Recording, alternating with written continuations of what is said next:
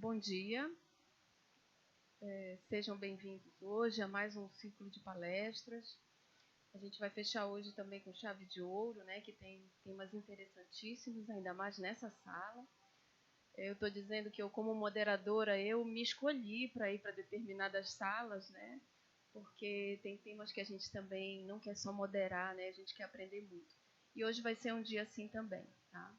Então, agora, como nosso primeiro palestrante, nós temos o Dr. Alberdan Silva Santos, com a palestra intitulada Biotecnologia e as técnicas de análises e separações metabolômicas. O professor Alberdan é titular da Universidade Federal do Pará e integra as faculdades de Química e Biotecnologia. Engenheiro químico, graduado pela UFPA, é mestre em Química e Biotecnologia pelo Instituto de Química e Biotecnologia da Universidade Federal de Alagoas, com expertise em biotecnologia vegetal. É doutor em bioquímica, com expertise em oxidações microbiológicas voltadas para biotransformações de moléculas orgânicas pelo Instituto de Química da Universidade Federal do Rio de Janeiro. É coordenador dos laboratórios de investigação sistemática em biotecnologia e biodiversidade molecular da UFPA. Desenvolve pesquisas em áreas estratégicas da química e biotecnologia, botânica aplicada e engenharia química. Realiza estudos aplicados na separação e identificação metabólica de plantas medicinais, plantas aromáticas e de micro-organismos. Além de tudo isso, né, ele queria mais um pouco de trabalho. Ele é nosso vice-coordenador geral do Bionorte. O professor Alberdan tem aí uma carreira muito bonita, muitos alunos formados e vai ser um prazer ouvi-lo. Professor, fique à vontade e sejam bem-vindos a mais uma manhã de palestras.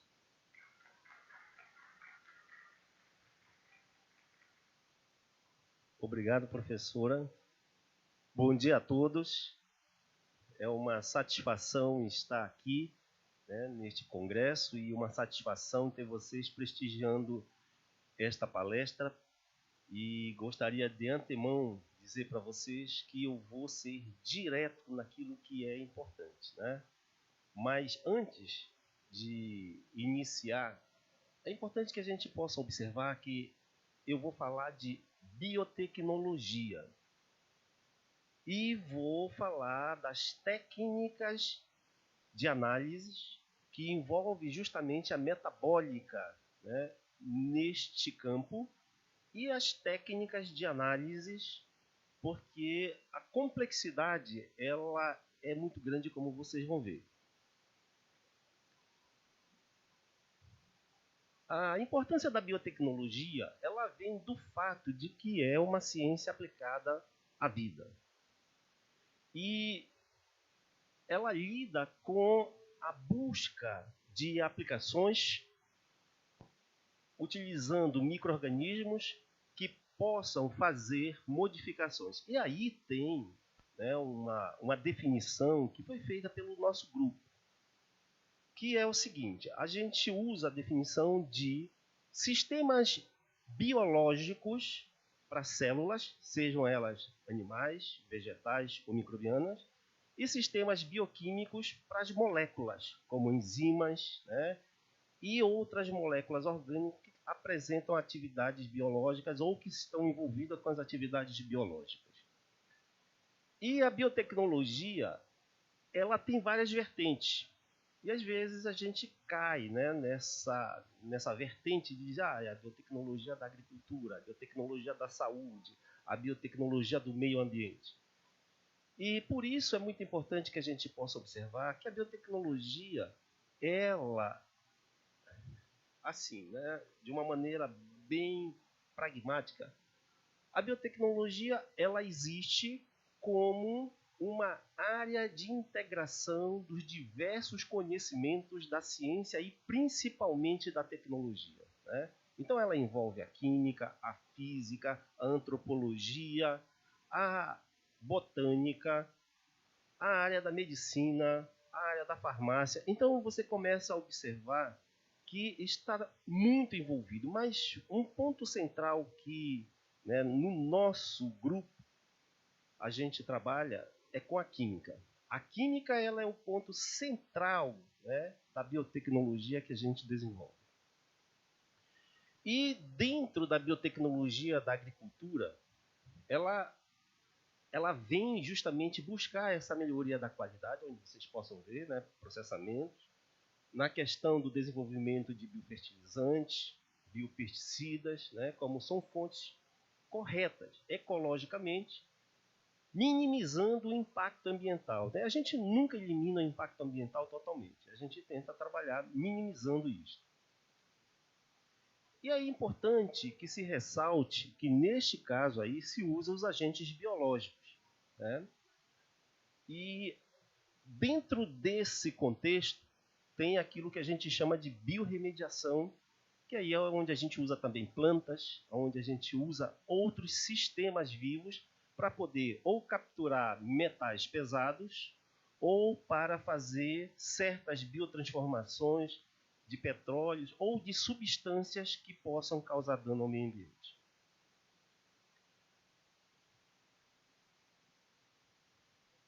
A biotecnologia na medicina, ela também se preocupa com vários aspectos, mas alguns eu coloquei aqui que vocês podem observar. A questão, por exemplo, de substâncias anticoagulantes, de enzimas e medicamentos imunológicos variados e novos medicamentos, né? Ou seja, novas moléculas, a busca de novas moléculas com atividade biológica. Então eu destaquei isso porque são os pontos que nós desenvolvemos no grupo em que eu coordeno. A questão do anticoagulante, a gente está agora trabalhando com substâncias que tenham aplicações dermatológicas, né? Então, estamos trabalhando no desenvolvimento de produtos de uso tópico. E nós estamos buscando justamente oleaginosas para separar a fração insaponificável que apresenta determinados potenciais de anti-inflamações e cicatrizações, mas que tenham aquele potencial lá, né, que é a penetrabilidade, o tempo útil de degradação, a questão também da toxicidade, que é muito importante. E aí, para isso, nós temos que ter os parceiros certos, porque não dá para a gente somente hoje buscar novas moléculas e publicar as moléculas com determinada atividade se a gente não buscou, né, a segurabilidade dessa molécula, ou pelo menos já direcionou a segurabilidade dessas moléculas. Com relação às enzimas, né, a gente também busca enzimas não só microbianas, mas enzimas vegetais.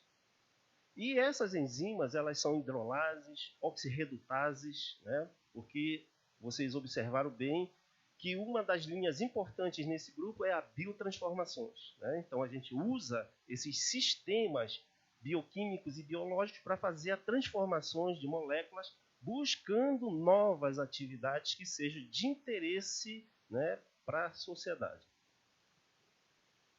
E medicamentos imunológicos dentro destas variadas, né, estruturas que se tem de sistemas imunológicos, nós também estamos trabalhando com a busca de moléculas produzidas por micro-organismos. Então, daqui a pouco eu vou falar dela, que é uma substância que nós estamos investigando a atividade imunomoduladora dela, né, e que a gente já tem um processo já em escala piloto desta molécula. Então, a gente já vem trabalhando há quase 20 anos, né, nesse processo, que aí vocês vão ver, muito interessante isso.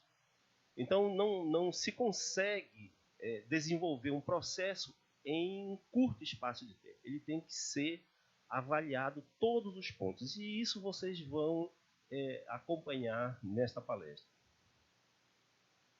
Bem, aí vem a questão da biotecnologia na flora. Por que isso? Porque a questão das plantas, elas são muito importantes. Mas a gente não começa nada sem antes fazer uma investigação profunda daquilo que a gente quer através da etnofarmacologia ou da etnobotânica, né? Então, a gente sempre se respalda nesse conhecimento, né, da população, seja ele regional, seja ele nacional, ou seja ele de nível global, né? E isso é muito importante, por quê? Porque existem características altamente desejáveis e nós já desenvolvemos uma técnica de como fazer essa busca que nos interessa.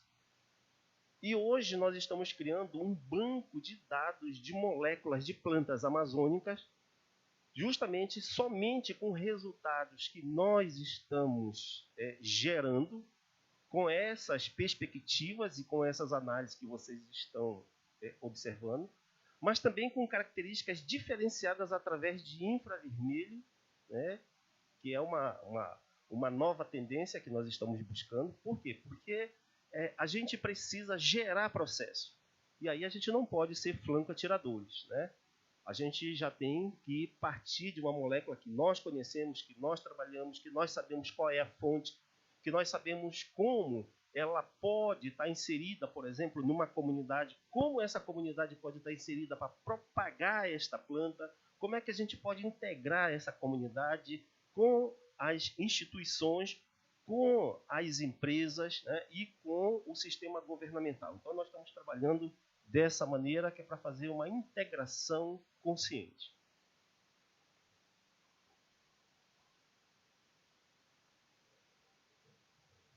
A questão da biotecnologia de meio ambiente, ela envolve aquilo que eu falei para vocês agora há pouco, a questão da biorremediação, né? E a biotransformação, ela entra aí como assim, né, a vedete, né, aquela que se destaca.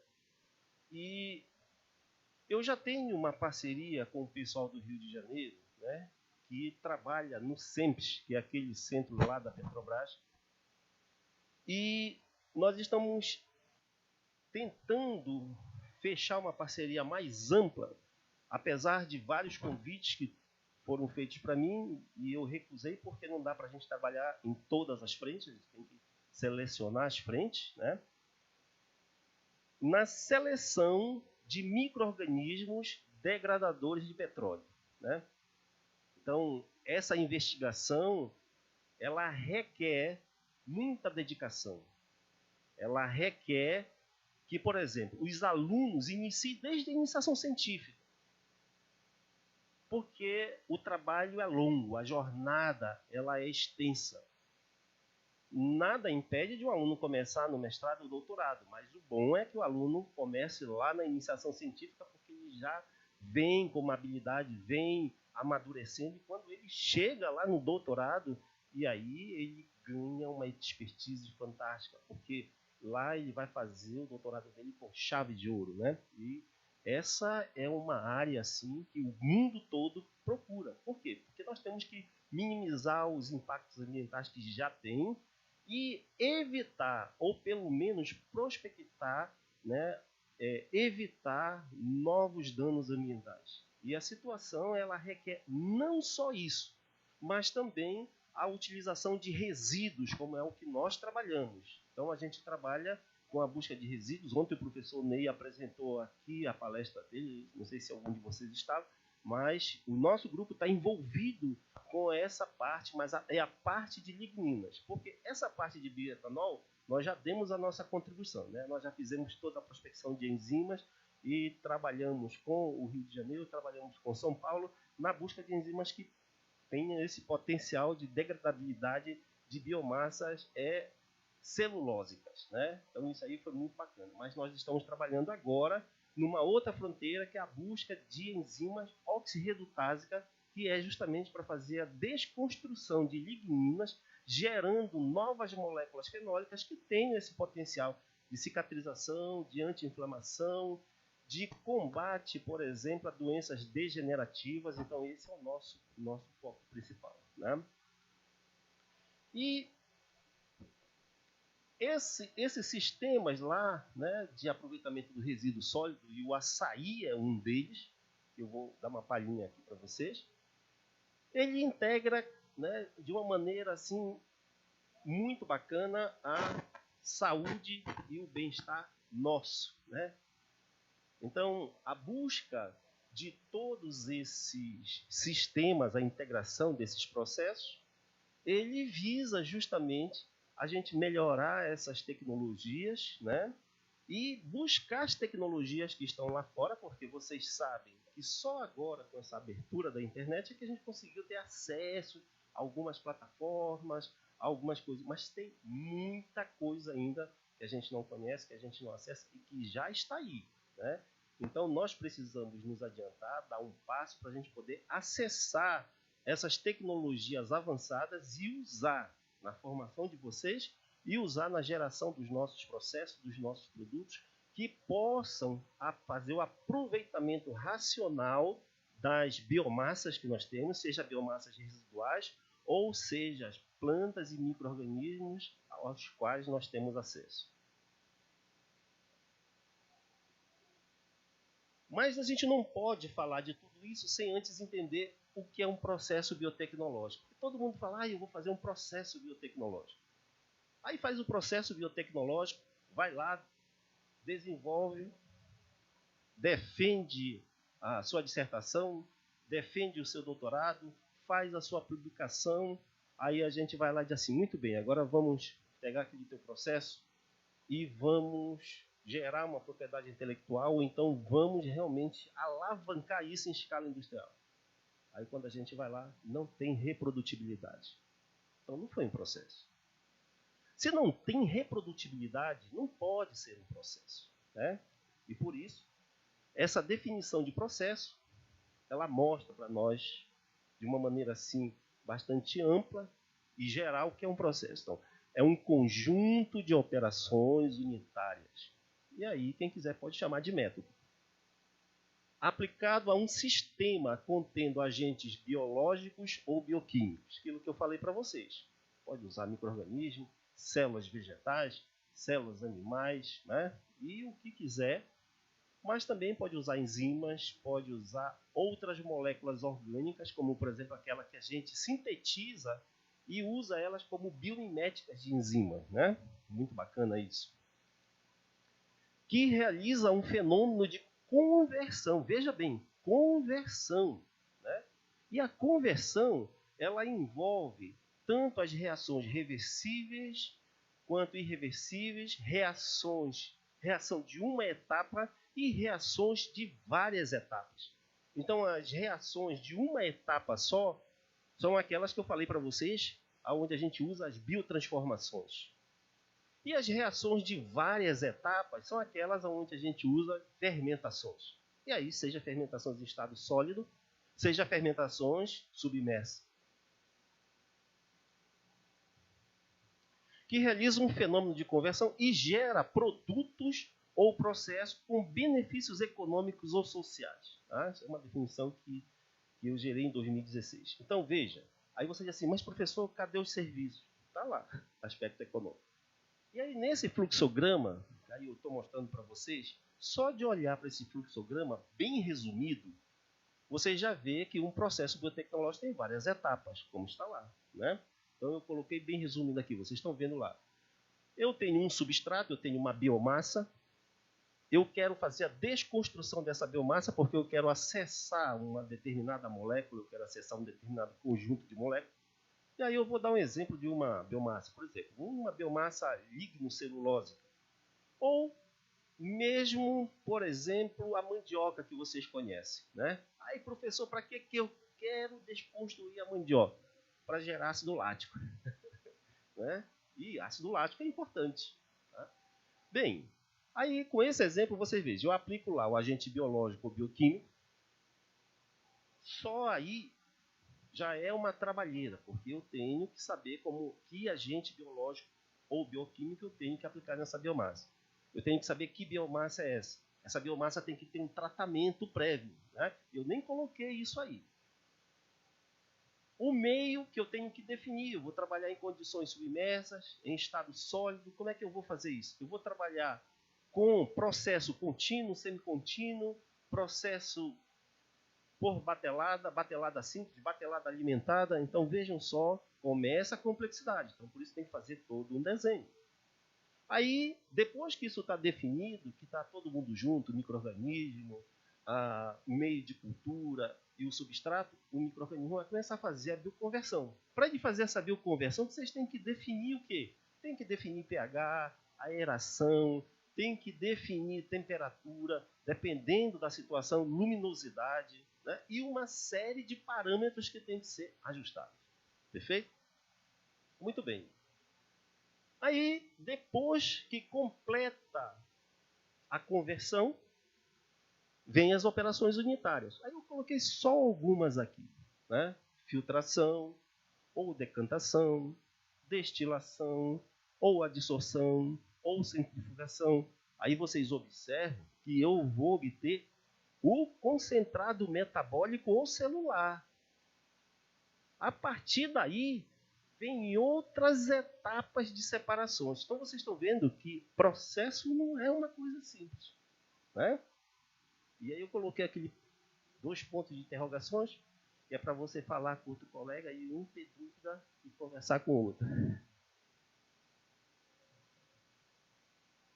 Bem, mas se o processo já é complicado, mais complicado é enxergar como é que eu vou separar, isolar, identificar essa diversidade metabólica quando eu trabalho com plantas. Olha só a diversidade metabólica, né? E é muito complicado quando eu tenho plantas para trabalhar com sementes, folhas, caules, raízes, bulbos, né?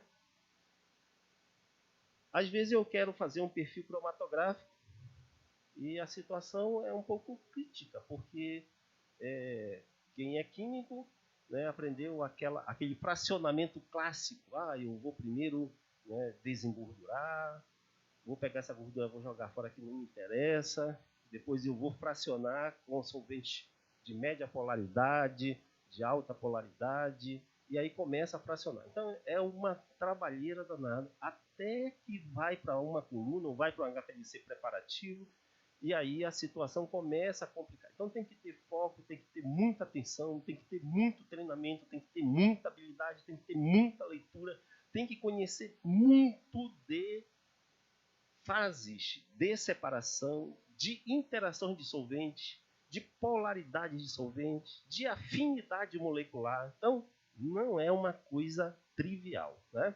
Então, eu coloquei isso aqui assim, né? Só para chamar a atenção de vocês, mas é mais complexo do que isso.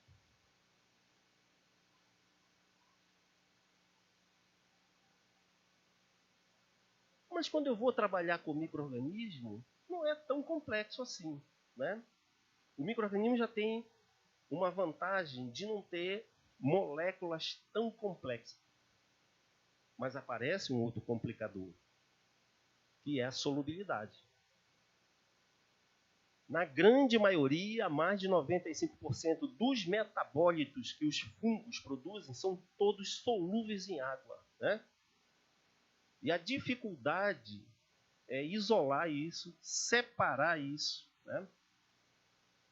E vocês vão ver que nós já contornamos todas essas dificuldades. Então, por exemplo, aqui não tem o apontador, né? Mas essas moléculas aqui da esquerda, essas 5 moléculas, segundo o autor, né, Pina, elas foram produzidas por um único micro-organismo. Então, eles fizeram o perfil e disseram que encontraram apenas esses 5 micro-organismos. Já aqui na direita, vocês observam que aonde está com esse ciclo, o micro-organismo produziu apenas essa substância aí, a vincristina. O outro micro-organismo produziu apenas aquela outra substância lá, taxol.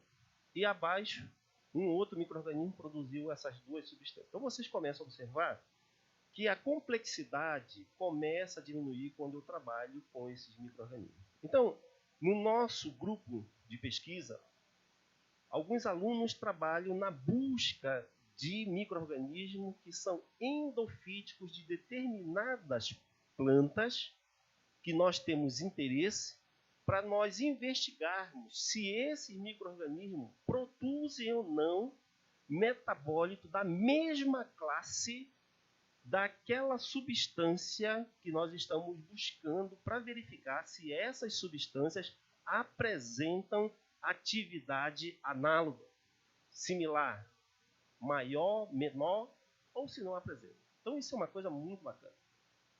E a gente tem trabalhado assim, né? E cada vez mais a gente tem intensificado. O difícil, eu vou dizer para vocês, é encontrar os alunos que sejam dedicados. Por quê? Porque quando a gente vai trabalhar com esse tipo de processo, às vezes, né, o aluno tem que vir final de semana. Às vezes tem que vir à noite. Esse que é o detalhe. Então não dá para um aluno trabalhar sozinho. Ele tem que trabalhar com outros parceiros. Tem que ter pelo menos 3 pessoas no laboratório para se revezar, né? E aí isso aí eu aprendi às duras penas. Mas só que eu tive alguns problemas, porque alguns alunos são muito ciumentos, né? Aí ele acha que o trabalho é só dele, não é do colega. E aí você tem que interferir para poder ajustar isso, né? Então isso é uma tristeza. Mas eu estou mostrando para vocês que para que a gente possa trabalhar com altas tecnologias, com coisas de fronteiras, tem que haver sacrifício. E isso é fato, né? E agora que vocês já enxergaram toda essa complexidade, né, mas que tem solução, e as soluções elas vêm a cavalo, né? Essas são as técnicas que a gente utiliza. Então vocês observem lá. Por exemplo, para as separações, para os fracionamentos, a gente usa muito cromatografia em camada delgada. Nossa, a gente desenvolveu, nós fomos os primeiros a desenvolver aquelas técnicas, não em spot, mas em banda, igual a eletroforese. Então a gente consegue enxergar melhor com reagentes, né, de detecção de classes metabólicas. Então isso é muito bacana. A gente também usa cromatotron, mas no nosso laboratório a gente tem usado pouco cromatotron. A gente só usa o cromatotron quando a gente tem substâncias altamente coloridas, porque não tem como a gente fazer o monitoramento, né, de uma outra maneira mais espectral. Então tem que ser material colorido. E o cromatotron, ele é um sistema de alto giro, ele trabalha assim com uma velocidade fantástica e economiza solvente, né? Enquanto, por exemplo, no HPLC se gasta 20 litros para fazer uma separação, no cromatotron a gente trabalha com 300, no máximo 600 ml, né? Bem bacana. HPLC preparativo, a gente trabalha também, mas o nosso HPLC preparativo, ele está preparado mais para substâncias polares, né? Substâncias que trabalham com água e com metanol ou com etanol. Por quê? Porque é preparativo quase que piloto. Então a quantidade de volumes são muito grandes. Então é inviável trabalhar com solventes caros, né? Então ele é mais para trabalhar com peptídeos, proteínas, né? E moléculas que são polares. E também nós temos o cromatógrafo em contracorrente, diferencial, que a gente usa, né?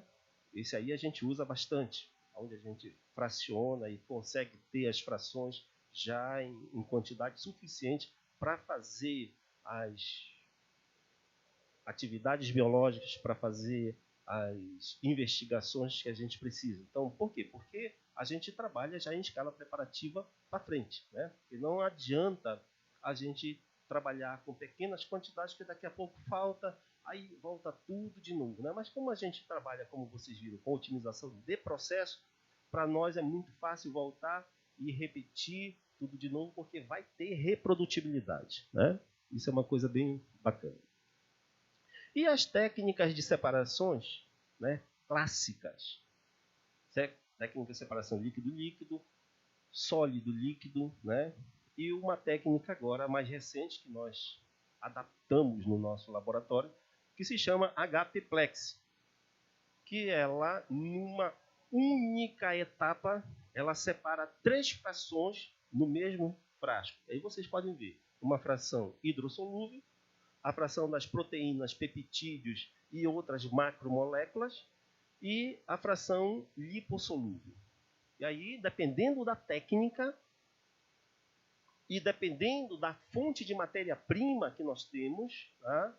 A fração lipossolúvel ela pode estar acima ou pode estar abaixo. Mas vai depender muito da polaridade, né? E vai depender muito de quem está executando. Já para a parte analítica, de detecção e caracterização, a gente usa essas técnicas aqui. Ó. Um cromatógrafo FIT, um cromatógrafo gasoso a espectrometria de massa, um infravermelho,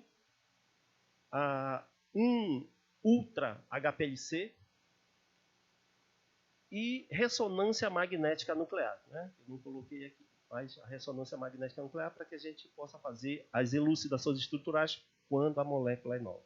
Aí vocês perguntam, mas professor, para que o infravermelho?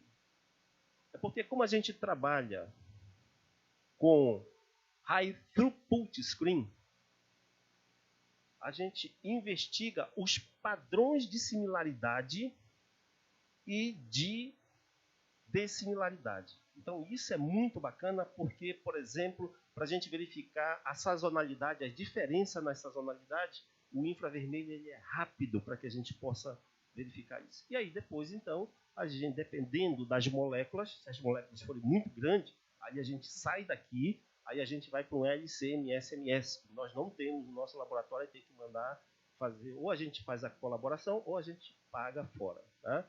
Mas, em geral, a gente usa moléculas pequenas que dá para a gente fazer com GCMS, identificar que as nossas bibliotecas, a gente todas, né, a gente está sempre alimentando as nossas bibliotecas.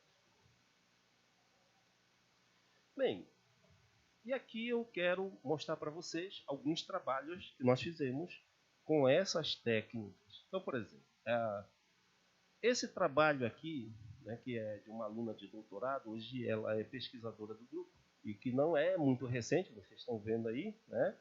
Ela defendeu recentemente o doutoramento dela.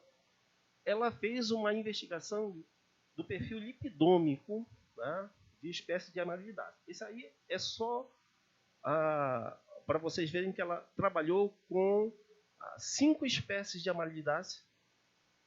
O trabalho é muito interessante. Então, ela fez a lipidômica, ou seja, ela investigou todos os lipídios que são solúveis nessas espécies. Depois ela aplicou técnica de estatística multivariada para verificar as similaridades entre essas espécies. E aí ela desenvolveu esse trabalho não só para a gente buscar moléculas com atividade biológica, mas também para a questão ecológica. Né? Então, por quê? Porque é muito importante nós sabermos se essas moléculas que essas espécies produzem, elas estão dentro daquilo que nós estamos buscando ou não. Então, essa investigação sistemática, ela de fato, ela atingiu um alvo muito bacana. Mas o que é mais interessante é que existe um outro trabalho que eu não coloquei aqui, aonde ela também fez o trabalho em cultura de células vegetais. Então, ela pegou uma parte dessa planta, levou para o laboratório, gerou células, né, cultivou essas células, obteve essas células, fez uma investigação e fez a comparação com a espécie. Né? E agora, essa segunda etapa, nós vamos trabalhar com a parte de eliciação e vamos trabalhar com a parte de suspensão celular. Então, a gente já está treinando uma aluna de iniciação científica, né, que é a Ana, e a gente espera que ela, né, avance em cima disso. Mas a gente precisa não só dela, porque vocês viram só que hoje não dá para trabalhar sozinho numa técnica como essa. Né? Tem que ter várias pessoas.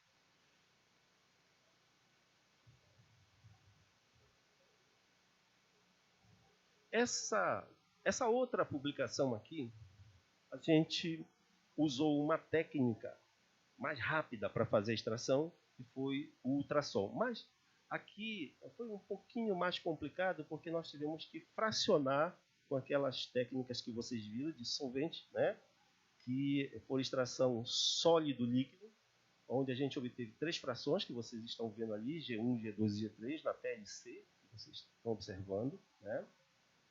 E vocês estão vendo ali no RF 033, por ali assim, né? Ali tem uma mistura de esteroides e os tetratrinoterpenoides, que são os limonoides. Então vocês estão observando que esses limonoides estão todos ali. E vocês observem que nós identificamos quase todos, né? Ali, ó, 22, 23, 24, 25, 27, 28 e 31. Só usando cromatografia gasosa acoplada à espectrometria de massa, né? E nós estamos ainda para identificar os outros, certamente que nós vamos chegar lá. Então vocês estão vendo que essa parte de lipidômica, ela atinge o alvo. A gente consegue, né, identificar mais de 95% de todas as moléculas, né? E não só aquelas que são ditas voláteis, mas aquelas também de tamanho acima, por exemplo, de 351, né, unidade de massa atômica. Observem bem que a gente gosta de trabalhar bem com a questão do fluxograma. Então, vocês viram o que foi feito ali, ó, né? Se pegou as sementes, se fez o cozimento tradicional, né? Se obteve a biomassa, se fez a extração no ultrassom com diferentes solventes, aí se obteve as frações e depois se fez a análise. Claro que todas elas foram analisadas e a gente verificou que essa fração ali mais polar é que conseguiu extrair justamente as substâncias que nós precisamos. E aí nós fomos lá e aplicamos a técnica de análise e identificação. Então está aí.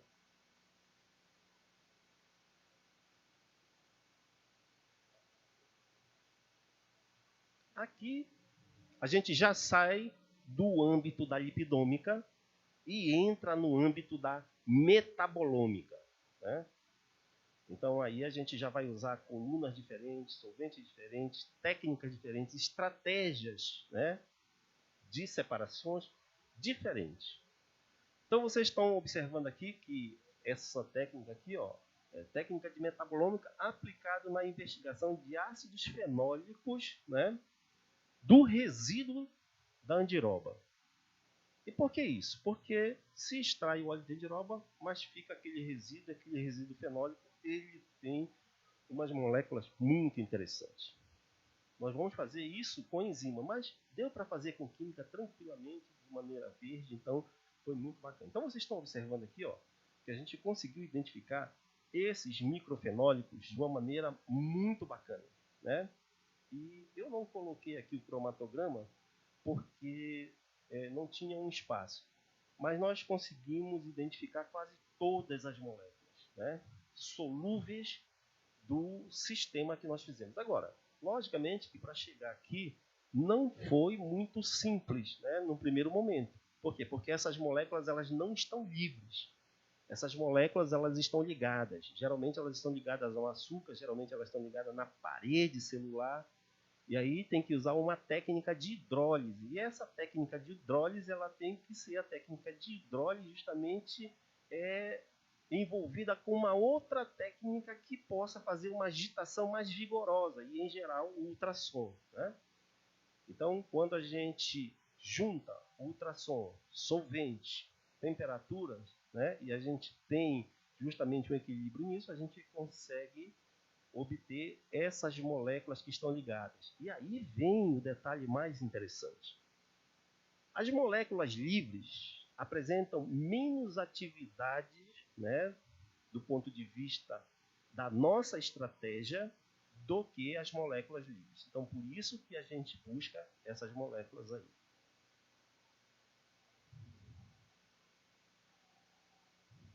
Esse foi um trabalho com açaí que a minha aluna quis fazer, porque ela fez uma investigação sistemática no resíduo do açaí e ela buscou 9 municípios, né, buscando sementes de açaí de diferentes localidades.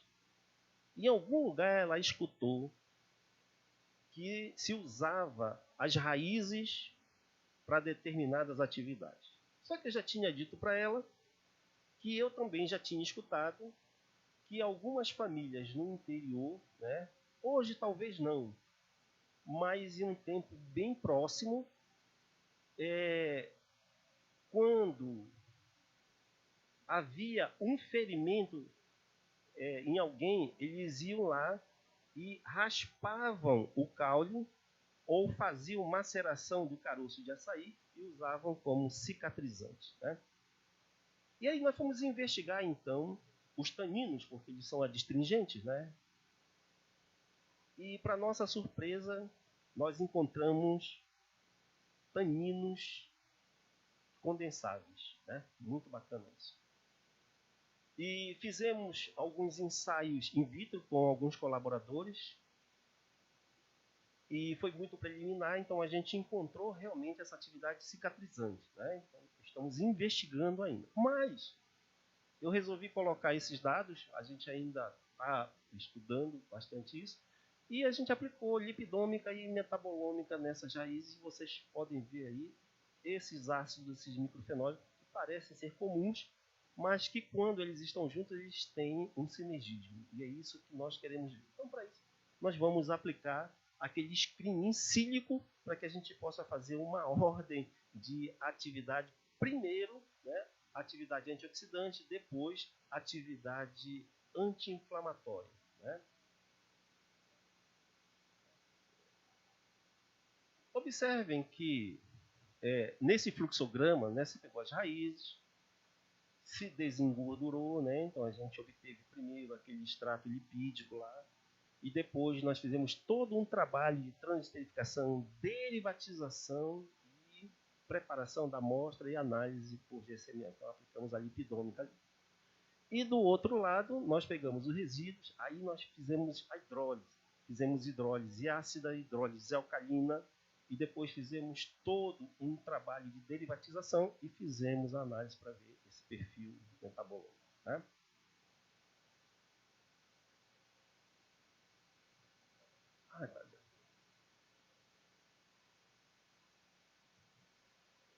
O que aconteceu?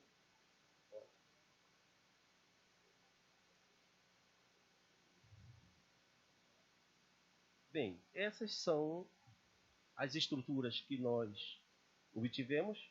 Observem bem lá, né, o cromatograma muito bem definido e o fluxograma, né, descreve justamente a etapa da obtenção dessas substâncias. Então, veja, é muito difícil analisar umas substâncias dessas. Essas não são pequenas, né, mas a gente tem analisado a substância maior por técnicas de cromatografia gasosa acoplada à espectrometria de massas.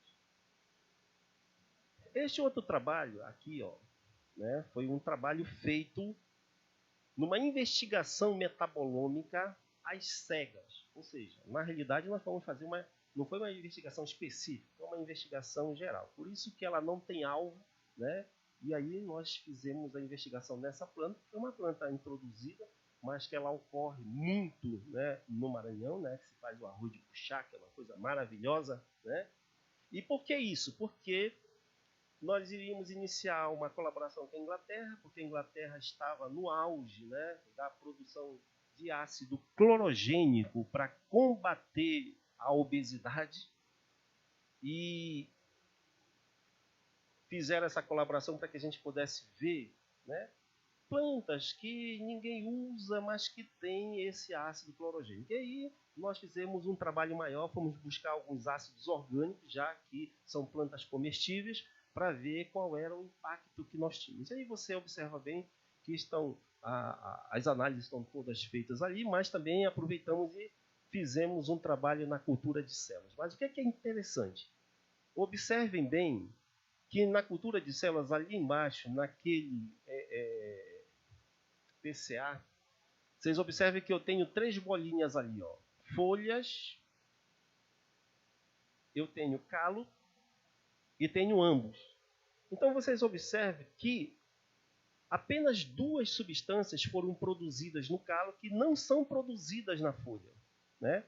E apenas uma substância que é produzida na folha que não são produzidas no calo. Então significa dizer que o calo ele produz a maioria das substâncias que a planta produz no campo, né? Então isso é muito bacana, porque a gente pode então desenvolver a produção desses metabólicos in vitro, né? E aí, isso aqui que é muito bacana. Porque como a gente está falando dessa questão das tecnologias de análise de separações, essa técnica que nós adaptamos no laboratório, que é a técnica Salt Out, vocês estão vendo aí que isso aí é um metabólito produzido por FUN, né, que é um trabalho da minha aluna de mestrado, aonde ela está produzindo esses metabólitos, e a dificuldade de isolar esses metabólitos é muito grande. Então a gente encontrou um artigo que ele aplicava uma técnica, né, em células animais, e nós fizemos uma adaptação. E aí vocês observem bem, molécula que é altamente solúvel em água, à medida em que a gente faz o tratamento com essa técnica, vocês observem lá a separação aqui, ó, no último frasco, né, a molécula ela é toda separada.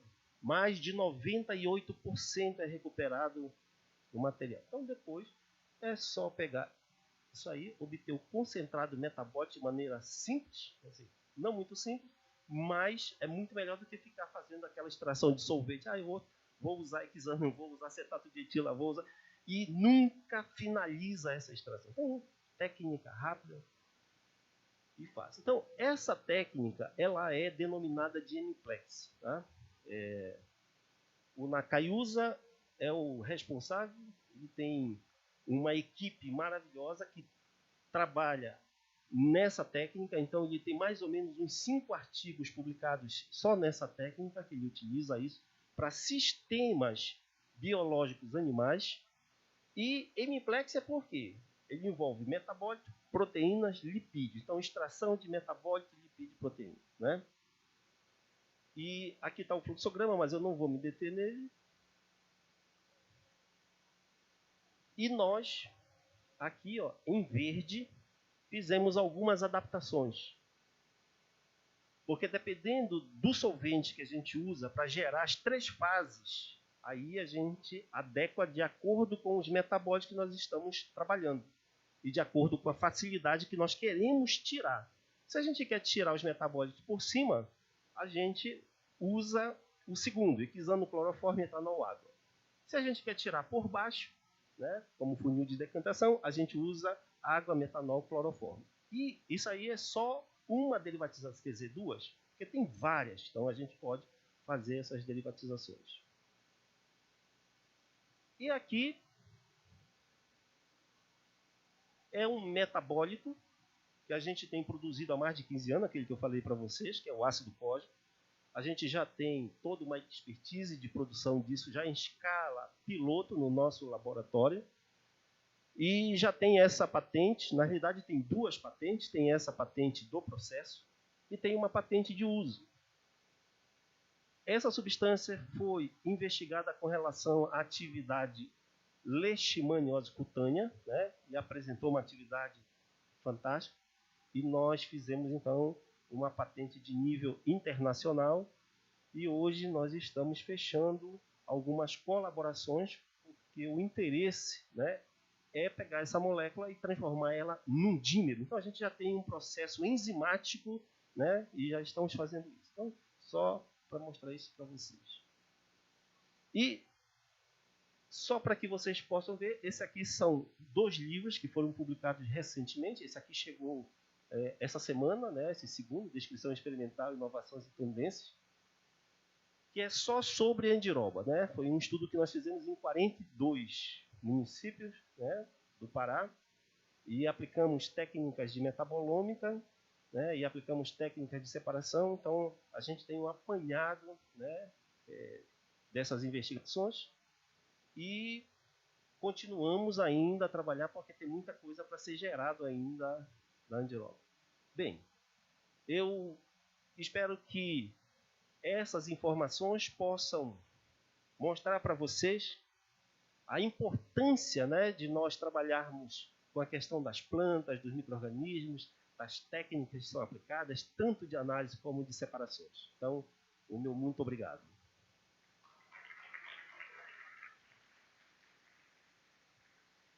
Obrigada, professor. Riquíssima explanação. Né? Altas tecnologias ali, né, pertinho da gente. Parabéns, professor, você e sua equipe. E eu abro agora para quem quer fazer alguma perguntinha. O professor também fica à vontade, se quiser ficar lá em cima. Tá? Alguém? Os livros, professor, estão acessíveis como? As suas publicações colocadas aqui.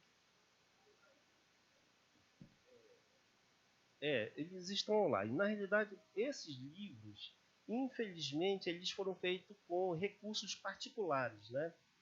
Então, não dá assim para disponibilizar, né?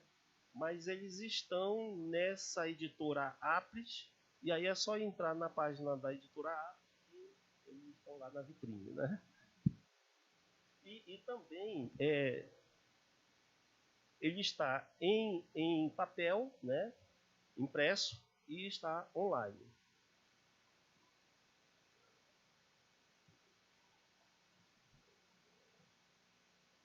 Parabéns, professor Alberdan, amigo de caminhada, né?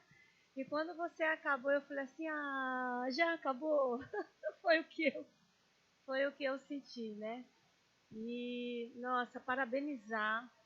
E passaria o dia inteiro aqui vendo o seu trabalho e o reconhecimento, né, através da produtividade e o quanto a ciência nacional ela atinge, né, essa inovação que a gente acompanha na área dos produtos naturais.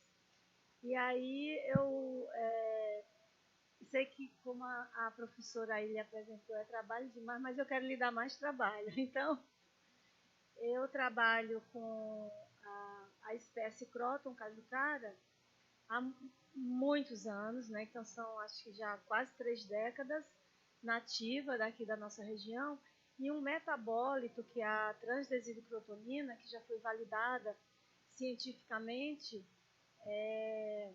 por todas as indicações originalmente etnobotânicas e depois a etnofarmacologia dando suporte e indo lá para a 4ª geração das análises aplicadas em vivo, né?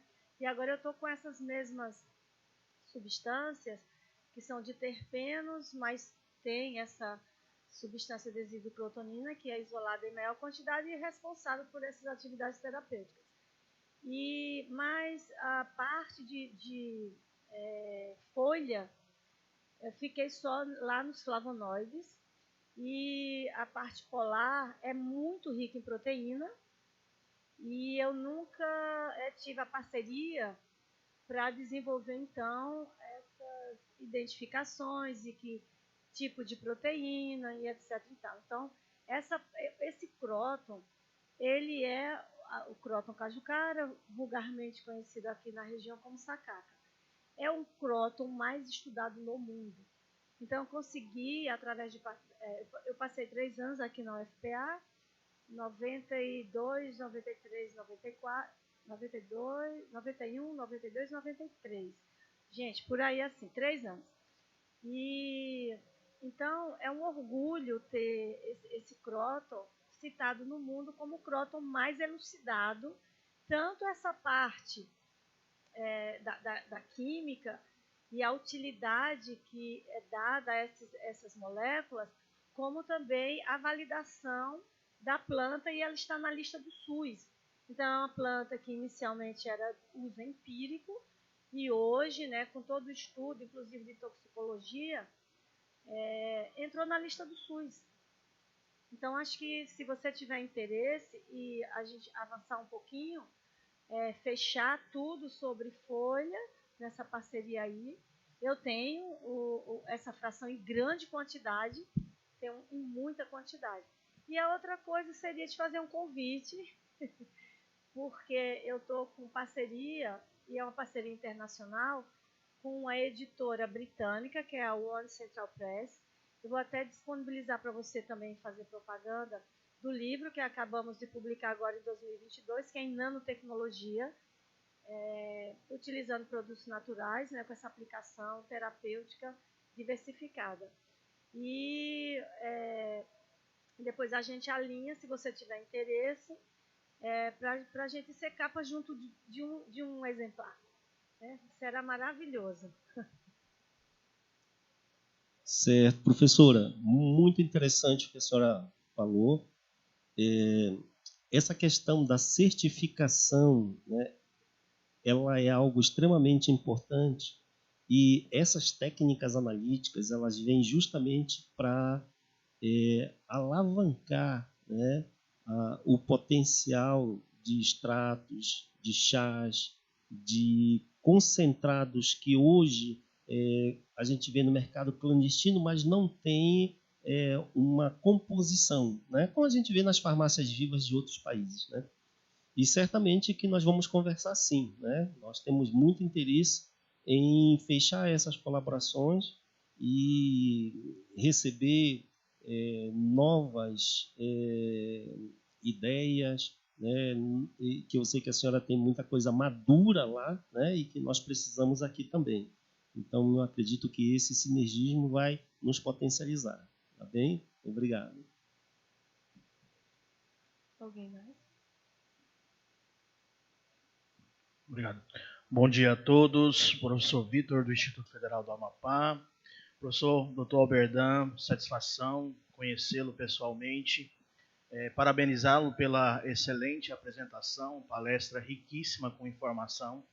Parabenizar o vosso trabalho e da vossa equipe também, que se dedicam incansavelmente em tempos tão sombrios e esparsos de recursos financeiros, mas que estão ali rentes, firmes, fazendo ciência na Amazônia Legal com grande maestria. Professor, 2 perguntas apenas, uma só com 2 perguntas inseridas.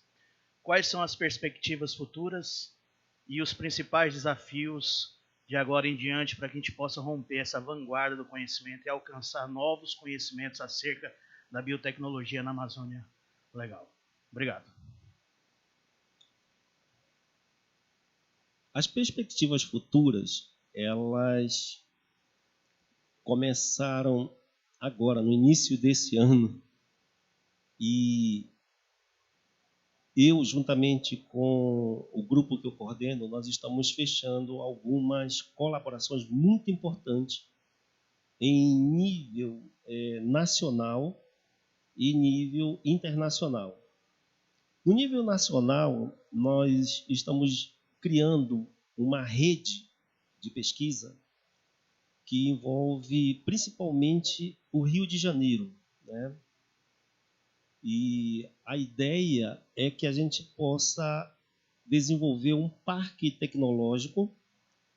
Nesse parque tecnológico analítico, né, envolvendo as instituições, está também envolvido a FAEPA aqui no Pará, que quer um laboratório certificado justamente por causa dessa conversa que a professora Aparecida falou, porque nós temos muita coisa e, ao mesmo tempo, não temos nada na vitrine. Nós não temos nada certificado, ou melhor, se a gente for comparar com outros países, na realidade, a nossa biodiversidade é muito grande e não é que nós não tenhamos produzido nada, é porque falta uma integração entre a academia, as empresas e o governo, né? Então alguém tem que ouvir, e quem tem que ouvir é o governo, porque a gente está cansado de falar, né? Então agora nós vamos ser contundentes. Então, para sermos contundentes, nós temos que avançar com tecnologias assim de fronteira. E nós temos que fazer colaboração externa, porque a gente só mexe com o nosso pessoal quando eles veem que os outros de fora estão aqui. Aí eles, não, perdemos a oportunidade. E vão perder, vão ficar para trás. Então, a perspectiva é que a gente possa alavancar essas parcerias, trazer colaboradores nossos daqui da região, que tem pessoas muito competentes, e estamos selecionando para integrar essa rede de pesquisa, melhorar os laboratórios que nós estamos coordenando para transformar num laboratório de referência nacional e internacional, e aí nós vamos estar com essa estrutura bem firmada. Aí você diz assim, e qual é a perspectiva de recurso? Temos grandes perspectivas de recurso, porque a gente já está recebendo alguns recursos de demanda induzida e outros convites também para demandas induzidas e outros convites para montar esses projetos grandes, né, acima de milhões, para poder fazer isso, porque sem dinheiro não dá para fazer. Então, as perspectivas são muito boas. Né? Bem, infelizmente a gente já vai ter que encerrar, né? Muito obrigada, professor Berdan. Eu gostaria só de ressaltar e agradecer a minha equipe que está ali presente, né, os meus alunos, o doutor Helder, né, e a doutora Ivoneide, que muito me ajudam lá nos laboratórios, são o meu braço direito, né, o direito e o esquerdo, né, e as outras alunas de mestrado, de doutorado, né, que são muitos, então não vou falar o nome deles, não posso esquecer algum, aí a ciumeira começa. Né? Então, muito obrigado a todos. Né? Eu estou muito feliz de vocês estarem aqui e terem, né, de alguma maneira, absorvido essa mensagem. Né? E vamos propagar isso. Obrigada, professor.